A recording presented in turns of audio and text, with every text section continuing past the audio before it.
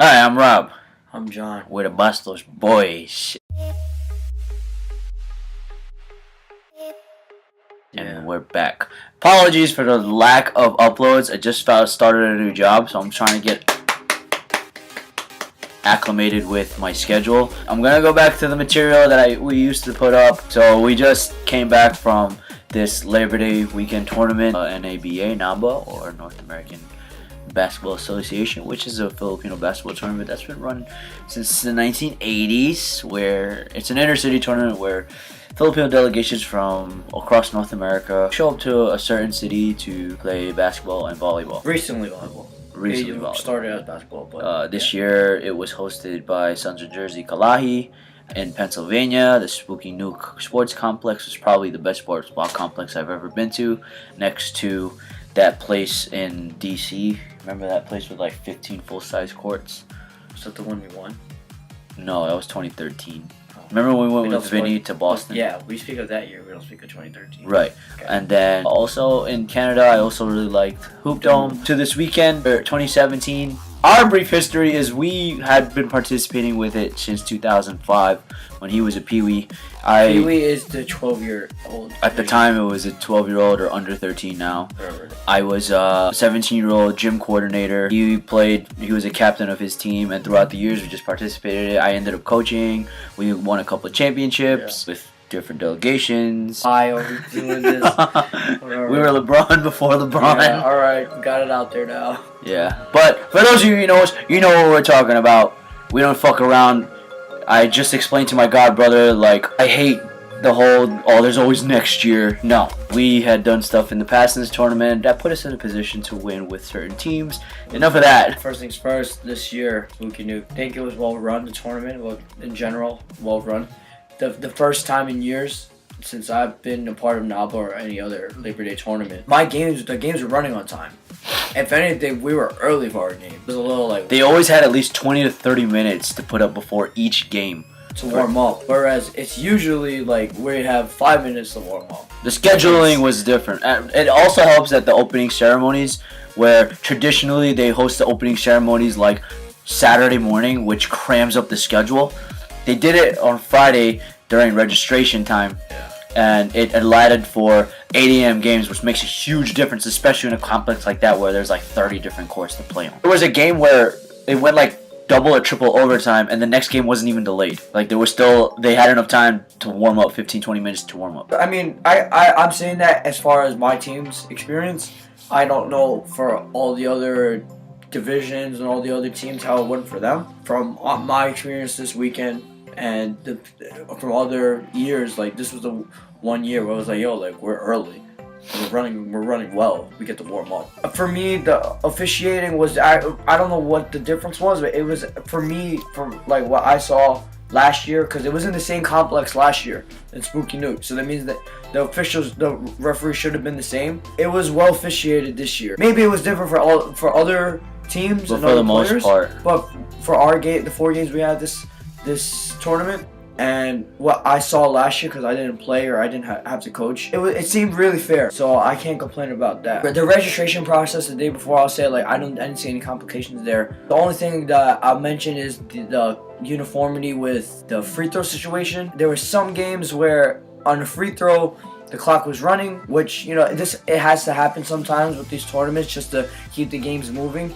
But then there are other games where the clock stopped. Every whistle, even. Yeah, it's a little inconsistent. You know, maybe for future reference, there should be like maybe a meeting with all the referees so they know exactly what the rules are, because it'll help with consistency and, like, you know, other parents complaining and players complaining, like it'll lessen the stress. Some divisions had different rules, especially like 3-point line. So like I was confused because I didn't know that some divisions counted the closer, like the black line. There was 2 different lines for the 3-point line. There's like the regular and then like the college pro line, I guess, if you will. Some divisions use the gray line, which is the outside line, and some divisions use the black line, which is the closer line, the line that touched the top of the key. I asked one ref, I was like, hey, which is the 3-point line? He was like, the gray, the outside one, the gray. And I looked to my left, and another division, a player will shoot from the closer line, which is inside the gray, outside the black, and the refs would like count it, you know, for 3. And I'm like, all right, what the fuck's going on? As far as competition, Oh man, we're really gonna get into this now. I mean- Competition. It's like, for those who don't know, there are multiple Filipino intercity tournaments on Labor Day weekend. Originally, Nowadays, this year, 2017, there are currently 5 different tournaments, and it's not like there's not that many people. There's 5 full tournaments of youth divisions and adult divisions and women's and girls divisions, and it's like not for nothing. You know, we've been going to NABA since 2005. We went to the FBA tournament in 2013, and this was probably the smallest tournament that we attended. I don't know what the numbers were, but based off what we saw, what we felt, there wasn't that many people. Now, granted, now that there's 5 tournaments, it's natural that the competition level and the talent is going to be depleted. When there was 3 tournaments a couple years ago, you'd have 4 or 5 competitive teams, 2 of which were like they guaranteed they're most likely going to make the championship. The next 3 that were competitive, that would have to play like a perfect game to beat those top 2 teams, and then there was like the next 5 or 6 teams that were average or just to be there to have fun. Nowadays, it's like you only see 1 or 2 dominant teams, especially this year with, like I said, 5 different tournaments. Competition's dwindled. You know, he brought up the fact that the scheduling was better and there was no delays. You know, that was one of the reasons why a certain group branched out and made another tournament, was because of these issues that they weren't willing to put up with. And you can't really blame them, because, you know, you travel to compete and you want to get the best out of your buck. So you get 2 minutes to warm up, and it's like we don't. Yeah. Aside from the competition, even just like the cheering section. When I used to play, it used to, like, every game used to be, as kids say nowadays, it used to be lit. And it's like every game felt like a championship game. Yeah. If it wasn't a blowout, if it was close, crowds were like, into the game. Into like an NCAA March Madness type of. Like I explained to him earlier, it's like the intensity of the second day elimination games, like the close games, were usually felt in the first games of like the opening games of the tournament. In previous years. You know. See the shirt? See that ringtone? EJ Sampan, come on, bro. Anyway, dwindles down to like the delegations that have really strong support systems. And with support systems, we're talking about parents and teams supporting other divisions. This year, NABA did not have DC FIBA. They are one of the biggest organizations in all of the East Coast and probably in the country. They created their own tournament so that, you know, they would get the best of what to expect at a basketball tournament. Certain issues forced them to branch out, which you can't blame them. It's a P word that rhymes with politics, so these things happen. And I actually made a video bashing these tournaments, but that's for another time. I purposely didn't upload it because I wasn't sure if I was going to get banned from NABA, because, you know, for that, eventually it's going to come out soon. Anyway, back to the issue. Losing a delegation like FIBA dwindles down the intensity, the population of the tournament. Yeah. You know, lesser people. You know, I got to the opening ceremonies and I literally looked down into the crowd of the parades and whatnot, and I literally said to myself, which I've never said before in NABA, I literally said to myself, like, this is it? Like, where is everybody? It goes into, like, my next train of thought. It's like, we're in a new generation, which this was brought up in the past. Shouts to Patrick Dock and his channel. A new generation of ballers. Usually every year, every single day, almost every minute, I know somebody from different cities, from different delegations. Like, I know somebody from Canada. I know somebody here is like, oh, hey, how you doing? Like to see you. And like to my left, it's like, oh, hey, yeah, you, I know you. Yeah, how you doing? Long time no see. How you been? Friday, I was like, who are you? Like, where are all my friends? Like, I felt not alone because I still knew a handful. It's just I didn't know as many people as I normally would at this tournament. It's popular over here. Granted, the next day, you know, more players and coaches showed up and like, oh yeah, what's up? And I was able to catch up with a lot, but it's just not as much as before. 5 different tournaments, everyone's getting older, some guys don't even play anymore. Overall, obviously, NABA was successful. I would agree with that. You know, there were naturally injuries. Some players got hurt. A handful that I heard of skirmishes. Some players were suspended. Oh, my bad. Sorry, guys. Some players forgot about that. Some players were suspended, but there were no like full-out brawls. Last year there was some scuffles and skirmishes. But listen, it's basketball. Fans get into it. Players get into it. They get into it. Referees. This is the culture. You know, we can't avoid it. You could be sportsman about it. You know, shake hands when you lose. Be be gracious in victory. Every year we always take out something, like some things that stand out in the experience. This year he coached a team that was pretty much a 5'10" and under team with one 6-footer. Shout out to Ernie. I don't know your last And name. in the college division, collegiate division, which this division was made because of FIBA. FIBA has now under 23 or under 24. Not DC FIBA, like FIBA, like yeah, the Federal Federation of International Basketball, so whatever. You know, the guys that run the Olympics. So they have a new division, and NABA always abides and goes with those international rules because they are known for sending players overseas and blah blah blah blah blah. Shouts to Matthew Wright. You know. What I enjoyed the most was the fact that in my heart, like, I wasn't expecting much. This roster, which consisted of 9 guys. 8, and then we added on the day. The registration day, they were so desperate because players weren't able to commit or show up. You know, they picked up one extra that was pretty much a free agent, and they went with 9 guys. Honestly, I felt it would take miracles for them to win just one game. They ended up going 2-0 the first day, and that's pretty much what I took out the most of it, because this was his first NABA coaching, where he was usually the captain and the point guard of his teams in the past, and he was coaching guys that he had run with and won championships with before, out in NABA and outside of NABA. So it's like to coach his peers. You know, it was fun for me to see. You know, I helped out maybe in the beginning, but I ended up just becoming a spectator. I was never really a spectator at NABA besides last year. That was probably one of the better parts. You know, seeing them play teams. You know, they beat Husai, the Jersey City team, their first game. The first time. Yeah. Sorry guys, it's all love, it's all respect. But yo, hell yeah, we got that first one to you, y'all. I know some of you are gonna watch this. Yeah, shouts to like all the guys that had played for me in the past that were on that team, all his former teammates or whatever. You know, obviously that plus seeing all friends from across New York, New Jersey, and Winnipeg.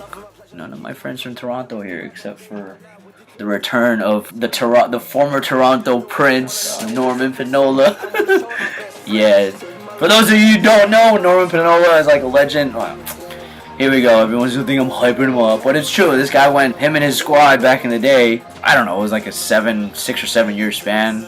Correct me if I'm wrong, but he probably never lost a game in NABA. I could be wrong, but it certainly felt like he never lost because him and his team, he had like the supporting cast of an era. And I even spoke to a couple CPUG open guys that were like, man, never defeated him in the youth divisions, and I still haven't beaten him now. But he ran with Jersey City.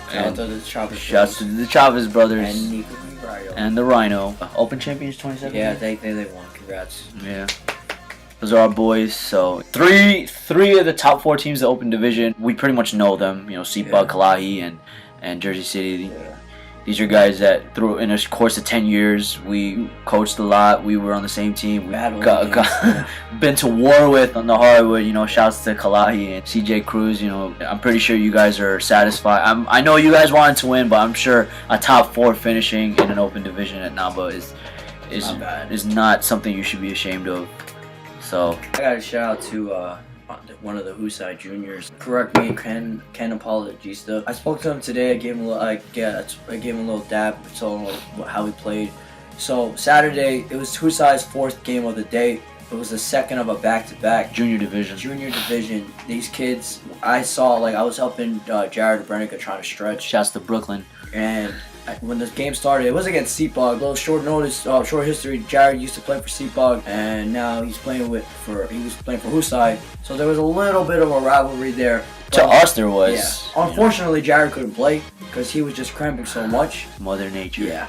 And then I saw the rest of his team cramping, and so CPUG jumped out to an early lead, and they controlled the lead. And this kid Ken, I seen him cramping like in the first half, like really, and trying to fight it off, like trying to walk it off, like. And at some point during the first half, he wanted to sub out, but they just kept him in there. Second half, it was the same thing. Like CPUG was controlling the game. At one point, they were up. I'm pretty sure they're up double digits. They're on pace to winning the game. Like they should have won the game. If I was a basketball coach, I'm thinking like we're gonna win this game. All it took, I saw him. I forgot the play, but Ken came down the court, hit a 3, bang. All right, there's a little momentum.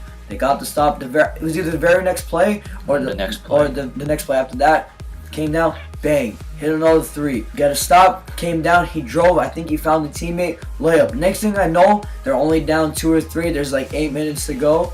I'm like, holy shit, we got a ball game now. I hear the parents, I see the coaches, like, stop number 2, whatever your number was, Ken. Like, you gotta stop him. But man, they threw maybe 3 or 4 defenders on him, and they could not stop this kid. While he was still cramping up. And there was one play in particular where I have it recorded on my phone. Hopefully we can include it in this video, where you saw him dancing with his defender.